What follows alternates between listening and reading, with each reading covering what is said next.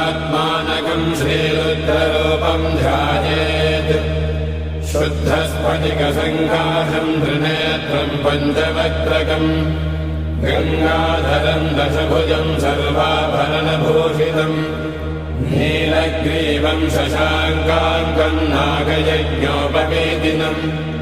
व्याघ्रधर्मोत्तरीयम् च वरेण्यमभयप्रदम् कमण्डलवक्षसूत्राणाधारिणम् शूलपाणिनम् ज्वलन्तम् पिङ्गलजटाशिखामद्योतधारिणम् वृषस्कन्धसमारोढम् उमादेहार्थधारिणम्